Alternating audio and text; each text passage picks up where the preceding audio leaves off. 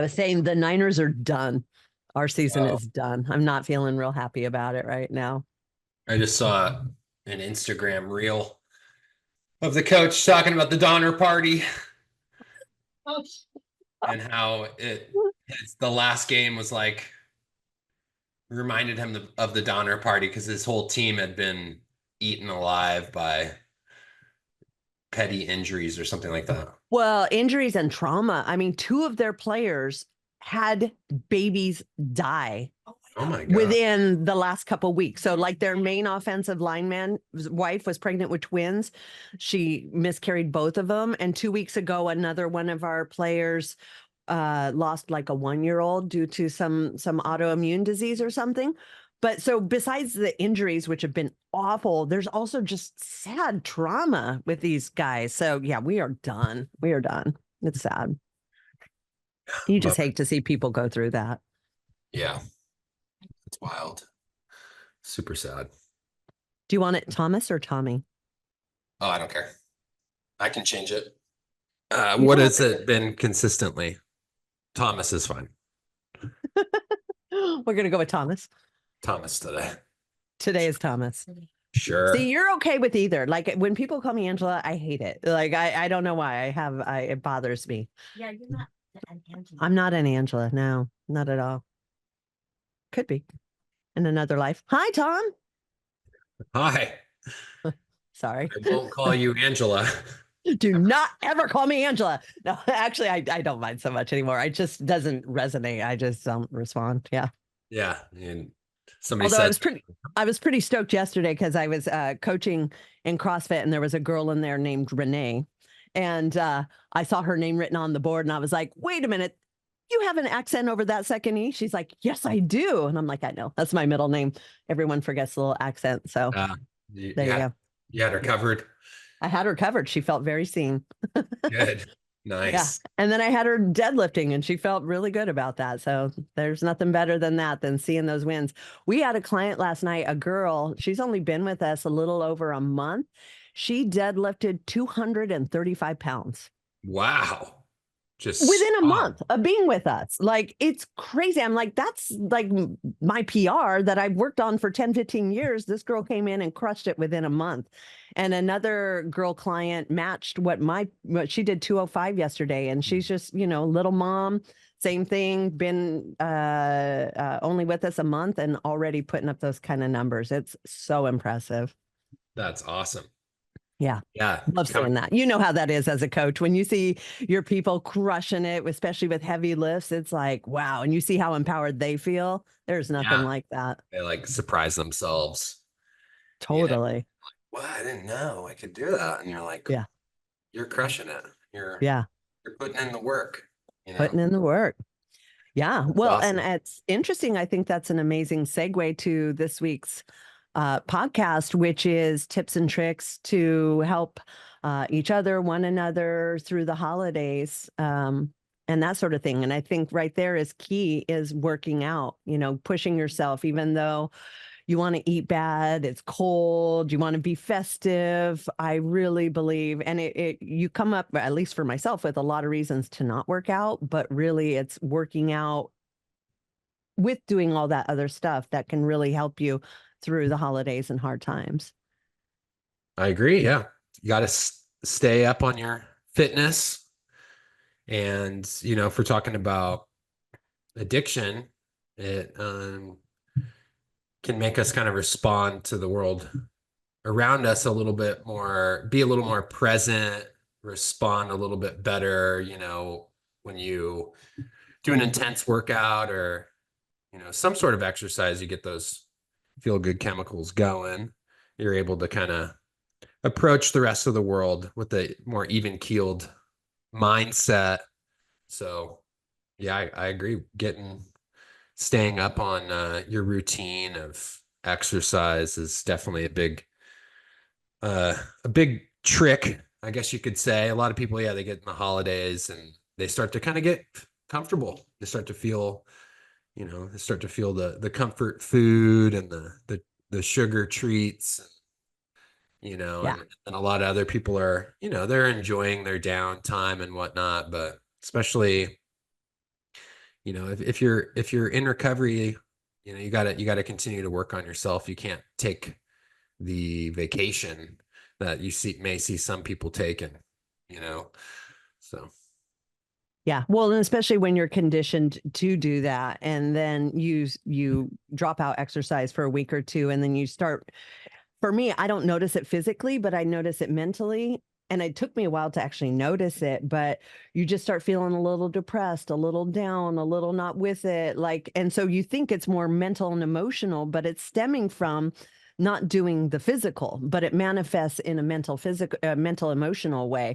So it's sometimes hard to even realize that the cure for it is to go into the gym because you're like, I just don't feel good today. I'm sad. So give myself some grace. Let me, go to bed early, watch some TV, whatever. When in reality, that's the time where we got to push ourselves to get in there and do the work. And that's the natural sedative or feel good it's not a drug because it's natural, but that's what we need to do to make ourselves feel better, is to push ourselves into doing, and as we learned from Huberman and Goggins, doing something we really don't want to do, that's going to make us feel even better about it. yeah, I agree. What's another tip you got? I would say be mindful of the celebrations. And a lot of times, it's family, you want to show up, you want to be present. But as we've seen with a lot of families, there's a lot of drinking, there's a lot of emotions as people are drinking. People start to say maybe and do things that either are repressed or they don't mean, and that can really affect an individual. So it's sort of being like on high alert. It's not just don't drink. That's obvious, but it's be mindful of those that are, because that can have an impact on you as well. If you're not prepared for it, you can take it very personally, or think people can say and do things that maybe they don't mean. And that can be hard to deal with as well. Yeah. Yeah. Being around people celebrating with alcohol when you're new in recovery. Yeah. That is, what we have all the recovery tools for, with the program, and just a difficult situation, and it's always good to have, yeah, some boundaries, and also, maybe like game plan or see some things through, and like having an exit. Yep. Um, maybe even setting boundaries if you're worried about a family member. You're like, okay, well, I know they usually get a little intoxicated, and you could set a boundary of some type, with that person, or um, which is tough to do on the holidays because you don't want to like dampen someone else's celebration. Um, but you could say something like, yeah, I'd appreciate it if you don't bring up the past today. I would really appreciate that, you know. And I want you to have fun, but if you could just respect uh, that boundary, it could be uh, something needed in certain relationships.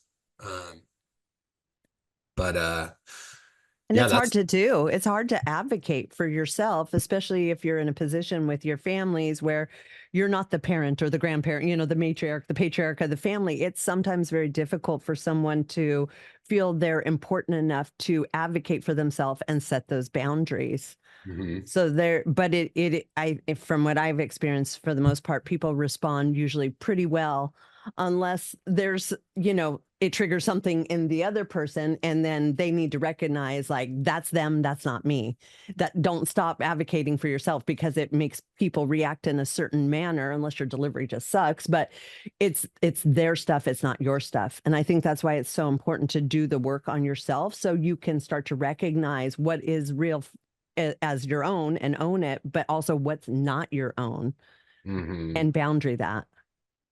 Yeah, not taking things personally, so to speak, Right. right? And Right. yeah, I usually, in my one-on-one sessions with people, a lot of the time when they're really struggling with a certain person in their life, uh, trying to take a compassionate approach to like seeing them through a compassionate lens. Like, what are they going through? Or like, what have they experienced that may have, caused them to be, maybe a little bit cranky or angry, or what sort of stresses are in their life, and just kind of opening that up to understanding, maybe what they're going through, instead of, taking things or a person's behavior too seriously or too personally, where you're making things about you, or you're hyper focused on just wanting someone to be a different way than they just are. And and then you're hung up in that place of, gosh, I just wish Steve, you know was a little more polite to mom or something, you know Yeah. and then you're just Yeah. like hung up on that the whole Christmas. You're like, gosh, she's just so rude to mom, and whereas you could kind of open things up and just, look at things the way they are, and, um, I mean, maybe understand, in this case, Steve, understand like, oh yeah, Steve's super stressed at work, and, he's having a hard time paying the bills. I think it's not okay that he's treating mom like that, but and I also like understand Steve a little bit, and I'm not gonna try to change the last 20 years of this behavior on Christmas Eve. A lot of people, they get new in recovery, and they're feeling good about themselves and the progress that they've made. Now everyone else has to make progress too, Yeah. and if they're not making progress, and then it starts to bother you. Right. And so, anyways, that is an interesting, yeah, compassion, being compassionate to those that maybe they bother you, trying to look at them through a compassionate lens. Yeah.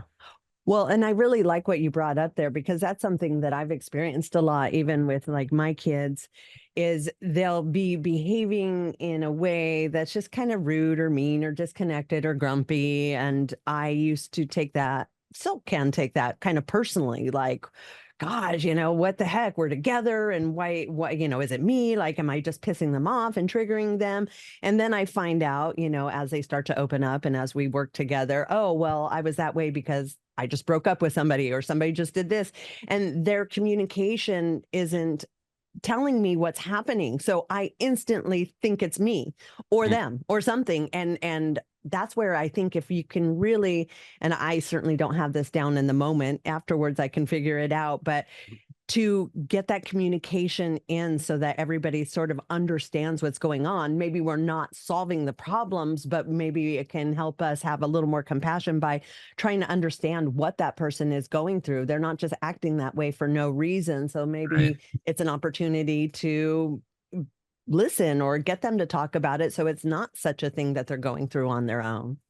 Yeah. Yeah, for sure. What's another holiday tip you got, Angie? I'm going to say routine. Mine went out recently. I was on day 69 of 75 hard, and I had a death in the family, and my routine went out, and, rightfully so. I couldn't, I didn't complete it. I didn't feel like in the right headspace, physical space to continue that. But then all those successful actions that helped me get through hard times, the working out twice a day, the drinking the water, the diet, all the things that that particular program pushes me through, I sort of abandoned to handle this crisis or this situation. And then, like we talked about earlier, I start feeling bad because I'm not eating good, I'm not exercising, I'm not getting the vitamin D that I was. And so I think routine is super important for us to, even if we have a little bit of a break because of things that occur in our life, as soon as we're able, get that routine back in, because feeling good physically, mentally, spiritually, or not even feeling good, but just doing all those things that we know are going to help us feel better is vital. And so I think routine is key through the holidays. Yeah. Kind of like what we mentioned with exercising. Yeah, just staying on top of what you normally do to manage your recovery and keep yourself balanced, so could be, yeah, like for you, walking on the beach. You take your dogs on a walk on the beach. For some people, that could be doing, an hour of yoga Mhm. a day, or, it could be going to CrossFit. It could be going to just a good old fashioned gym, but keeping those things in.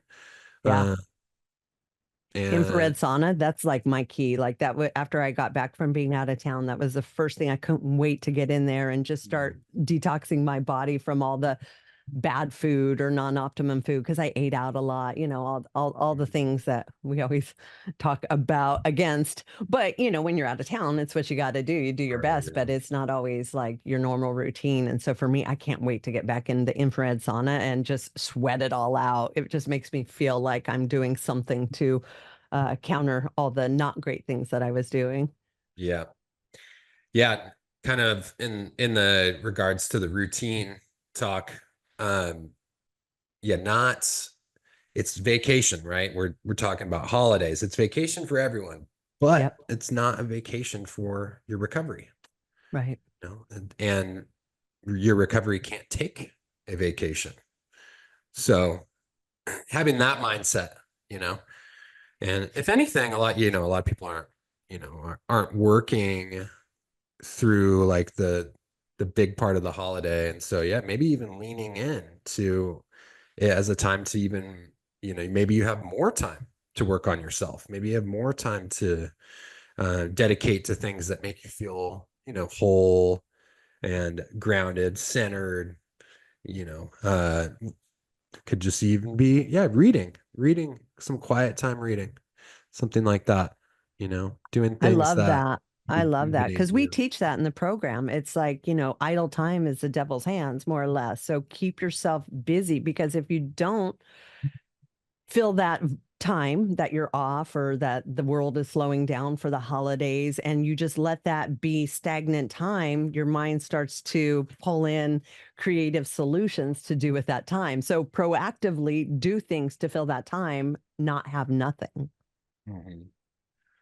Yeah, filling the time with things that fill your cup, right? Yeah. Yeah. Not like doom scrolling on Is that a Instagram or thing? something. Is that a term now? It is. Yeah. Doom Oh, scrolling. that's the first I've heard Endless, of it. endless scrolling. Yes. Yeah. The scrolling, man, it's Empty the cup. crazy. Empty it. Yeah. Don't fill it Good. with a bunch of Yeah. crap. Yeah. Or a bunch of things, a bunch of products that you don't need, Right. where you're like, That oh, I need this, but I shouldn't buy it. ah, let me put it in my basket. Let me wait. Yeah. It's still See there. how it Did it go on feels. sale? See Should how I it get it? feels in the basket. Nah, not today. Dude, I did that so much through Black Friday and Oh, Cyber yeah. Monday. It was just like I put it in there because you get that oxytocin. It's like just the thought of it, and oh, it's on sale, and I've been wanting that and this and that, and I'll put it in my basket, and then I'll walk away.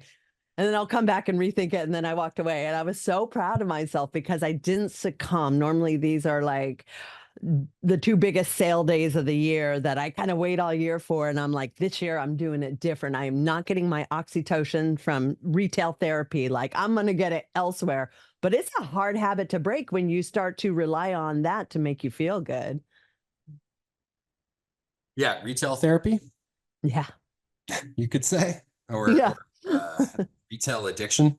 Yes, Another way of looking at it. for sure. But yeah, the Black Friday sales Black are Friday, Cyber over. Mondays. Over. Yeah. We're on the other side. Thank God. Thank God. It was a rough few days for me. But I got through it. And then I felt better by having got through it and not succumbed to all of it. Yeah, I don't think I got anything either. Wow. There was Okay, I did get one thing. Because my daughter came out, and I'm like cooking, and I'm being all like, householdy and feeling good about it. And I went to cut something, and she's like, "Ooh, on that plastic board, Mom? hmm, Microplastics?" And I'm like, damn it. You're right. I just got rid of all my plastic stuff. I completely missed the plastic cutting board and the plastic measuring cups that you put hot things in and you cut. So you are exposing yourself to microplastics. So I did buy new strainers and measuring cups that weren't plastic. That was my big splurge Well, maybe it was just a coincidence that your daughter realized that on Black Friday. on Black Friday. Yeah. It's the perfect time. It to was the realize perfect it. time because then I didn't feel guilty about buying it because A, it's for my health, and B, it was on sale. There you go. Yeah. Yeah. And D, or am I up to D? That's more stuff I can donate, for other people who aren't as fortunate. So There you go. there you go. Yeah. Trying to think of what other tips for the holiday season. I would say gratitude is a big one. I think a lot of times we can start to think about what we don't have, what we want, what we need. At least I'm talking for myself, like growing up, I would make these Christmas lists of like 1,000 items. I'd go through catalogs. Like I was like, this is my opportunity to get all these things that I've always wanted. And so I think for myself, like as an adult, it's to spend more time about thinking about what I want and more time about being grateful for what I have. And so for me to sort of create that same sort of feeling as I've been going through and going through my house and like, do I need this? Do I not need this? I'm grateful I have this. And just sort of, again, not trying to fill it with new things that are going to make me feel better for like a second, but more like creating space and getting rid of things that I don't want, giving them to less fortunate people, and then being grateful for what I do have. I think that's just a huge part of things that not a lot of no, a lot of people experience gratitude, but there's a lot of people that are way less fortunate than us. So it's a good reminder for us to feel grateful for what we have. Yeah. Yeah, it's a good holiday reminder. It's like, yeah, the kind of comparison is the thief of joy kind of idea. Comparing yourself to others.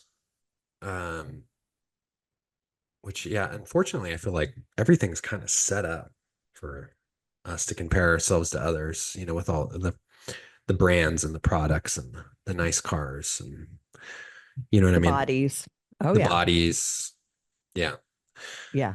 So, yeah, I think that's a good tip, Angie, is trying to settle into some gratitude, which it can be a challenge. I feel like I have to really, it's work sometimes for me to shift that mindset, because Yeah. everything in life has always got you in this state of like, I need more, I need more, I need more, Yeah. more, I want more, I want more. And it's like you're always surrounded almost by that like consumerism. Conditioning. Yeah, the conditioning of it. Yeah. So yeah, sitting in gratitude and really trying to practice it, not just like having like a little moment, but trying to like maybe practice like 15 minutes. Like I'm going to sit here and try to put myself, or I don't want to say put myself, but just try to be grateful for what the things I do have. Yeah. It's key. It's key because this time of year can really like trigger like what you don't have or losses or emotions or Awesome. feelings. Like there's a lot of as much holiday cheer and good things that you can feel. It can also inspire like the exact opposite of that. If you feel like you're lacking in any of those areas, it can actually like highlight it because everyone's so happy and giving and maybe you're not in that same space. So absolutely. Gratitude for me is a big one. And like you said, it's not just the bullshit practice of let me go down the list and talk about all the things that I'm grateful for. It's truly like feeling it as well. And so I like to meditate and really think about the things that give me gratitude, my team, my group, my family, like the tangible items that are really real, but to create that sort of heart coherence space where that's now the lens you're looking throughout the day when things are hard, when things are tough, when things are challenging, is to continue to be able to look through those circumstances and adversity with compassion you brought up earlier, but also gratitude for having those problems and issues because, thank gosh I have that because that means I have this. So even though this sucks, I wouldn't want it any other way. And just feeling grateful for that. Yeah, well put. Absolutely. Yeah. Another good tip, I would say don't isolate. Again, this is a time of year where people are highlighted by joy, can also incite this feeling of separation if they're not feeling all those feelings or they don't have the life that they want and they're seeing everybody else seemingly seem to have all these things. Mhm. And so I would say do not isolate, reach out, call friends, talk to friends, send texts, send funny memes. Like a lot of times, some of my friendships, that's all we do. We just send stupid, funny memes back and forth to each other, but it's enough to just say, I care and this is funny. Let me lighten your day. It doesn't have to be like a deep, intense conversation and talk about your trauma or any of the stuff. Although if you need to or want to, absolutely reach out to somebody that can help you with that. But also, it doesn't have to be over the top. It can just be little things to get that communication in so you don't feel so alone and so isolated.